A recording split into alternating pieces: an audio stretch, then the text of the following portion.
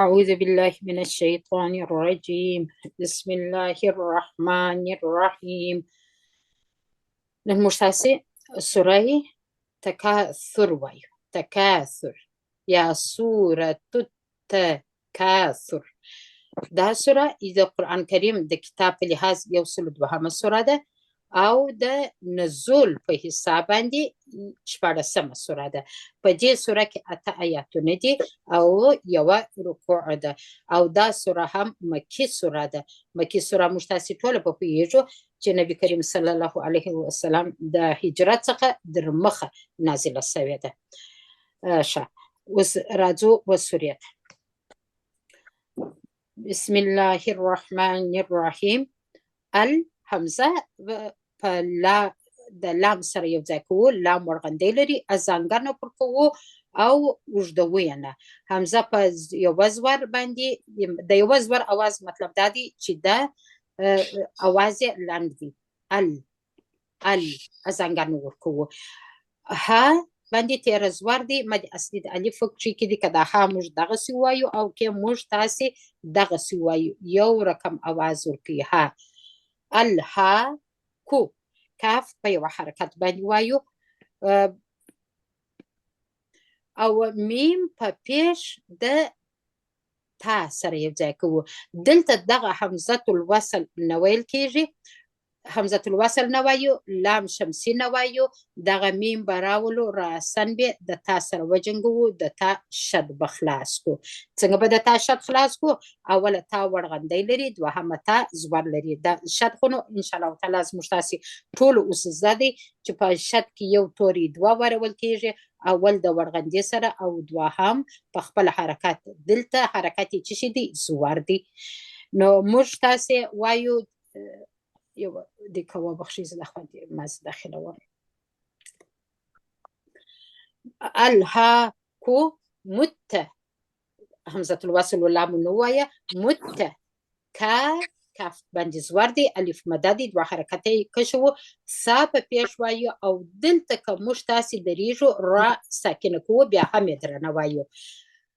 الهاکو متکاثرو که نه دریږو، او که موږ تاسې دریږو الهاکو متکاثر سر سا به د ژبې پر سر ووایاست، د سین په رقم یې نه وایو.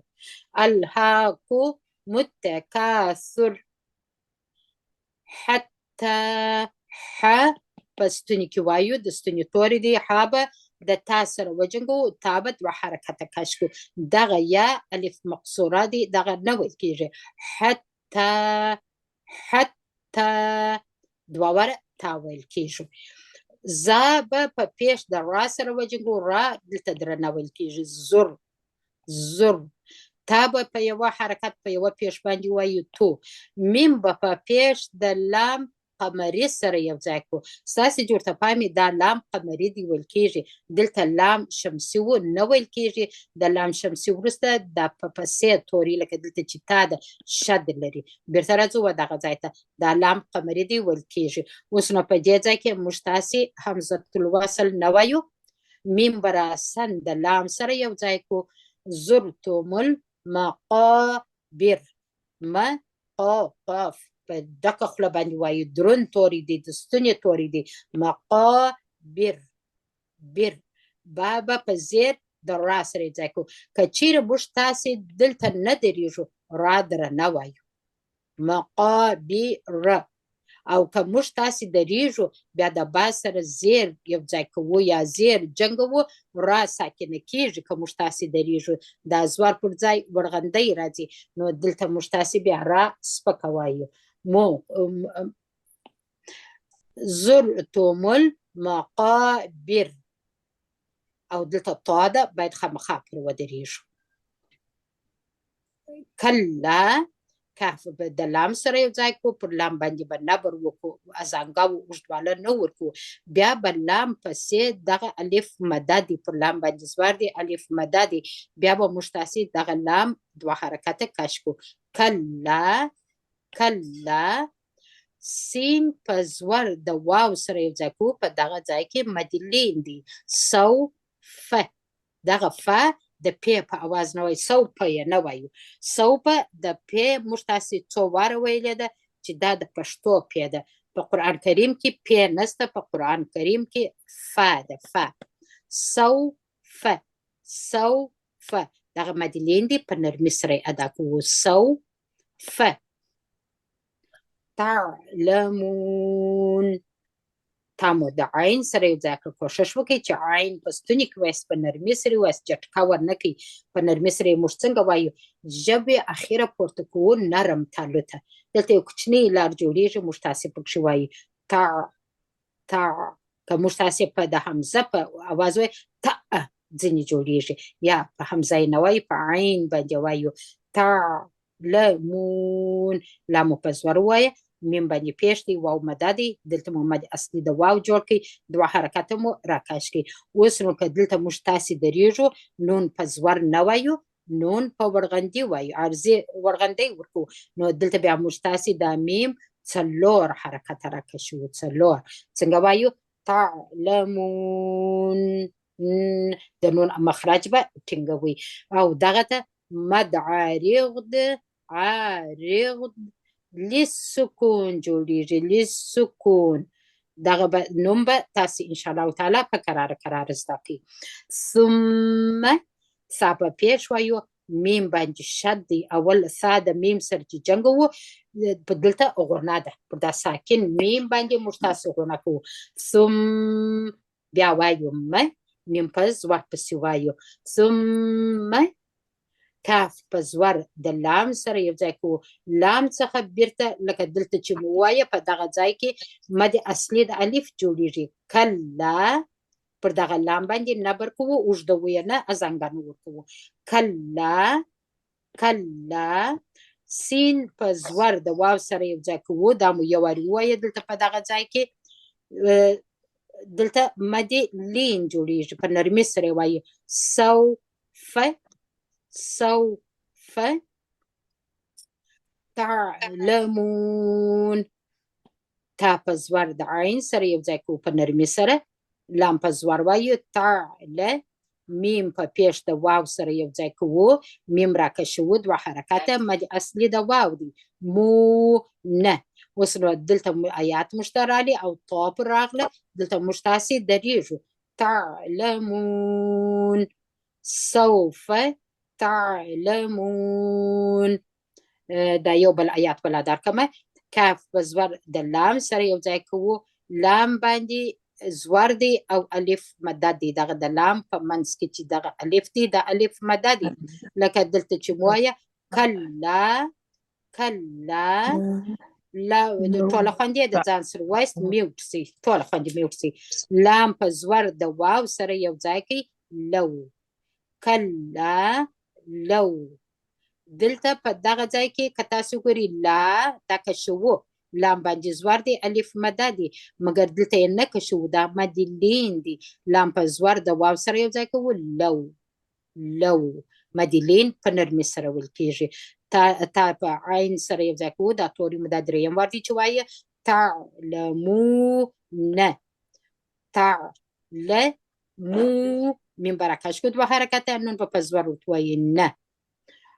عین په زیر د لام سره یو ځای کوو. عل، عل. میم به په زور د لام قمري سره یو ځای کوو. دلته بیا موږ تاسې دغه حمزة الوصل نه وایو، د میم په زور د دغه لام قمري سره یو ځای کوو. څنګه وایو؟ علمل. یا به په زور وایو ی.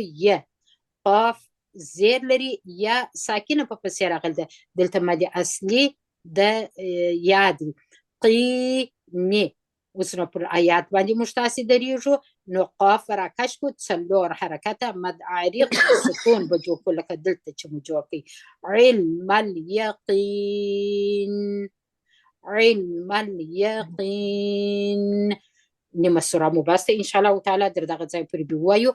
بیا به دغه بله سوره به بله هفته پسې ووایو. زموږ ستاسې دپاره تجوید ډېر مهم دی چې تجوید ووایو. یو وارې زه بیا درته وایم. بسم الله الرحمن الرحیم. الهاکم التکاثر، الهاکم التکاثر. زه ودرېدم دلته. حتى زرتم المقابر، حتى زرتم المقابر، كلا سوف تعلمون، ثم كلا سوف تعلمون، كلا لو تعلمون علم اليقين، ألهاكم التكاثر حتى زرتم المقابر، كلا سوف تعلمون، ثم كلا سوف تعلمون، كلا لو تعلمون علم اليقين. الحمد لله. ورځ په ورځ موږ تاسو ته تجوید اسانه کیږي، ډیر شان موږ زده کوو. دلته په دغه ځای کې به زه درته هایلایټ کوم چې څو شد دي. دا شدونه موږ تاسو باید خامخا خلاص کړو، که شد خلاص نه کړو دا معنا لري چې یو توري مو ونه وایه. دلته موږ پر تا باندې شد لرو، دلته پر دغه تا باندې شد دی، دغسې پر لام باندې شد دی. کلا کلا لام باید دوه واره وویل سي. پر میم باندې شد دی. هر وخت چې پر میم شد و یا پر نون شد و، موږ تاسې پر میم باندې غونه پر شونډانو باندې کیږي، او پر نون باندې چې موږ تاسې غونه کوو، ژبه د تالو سره ټینګه موښلوو، دا غونه مو د پزې په سر کې راټوله سي، یعنې دا غونه یې په پزې کې جوړوو. کلا دا بل شد دی، خامخا باید خلاص سي. کلا دلته کلا بیخي ډېر راغلي دي، نور شدونه نه لرو. نور نه داسې علیحده موږ تاسې فکر نه کوم چې موږ تاسې ادغام ولرو. السلام علیکم ورحمت الله وبرکاته. ادغام نه لرو، او دلته موږ تاسې اخفا هم نه لرو، داسې ډېر تجوید نه لرو، تجوید نه لرو ان شاء الله تعالی. نو تاسې ډېر کوشش پر وکړئ چې پر هر آیات باندې ان شاء الله ودرېږئ، هغه تاسې دپاره اساني جوړوي. او بل د میم غونه مکمله وکړئ او شدونه خلاص کړئ. سبحان ربک رب العزة عما یصفون وسلام علی المرسلین والحمد لله رب العالمین. آمین. الله سبحانه وتعالی دې درته اسانه کړي. السلام علیکم ورحمة الله وبرکاته.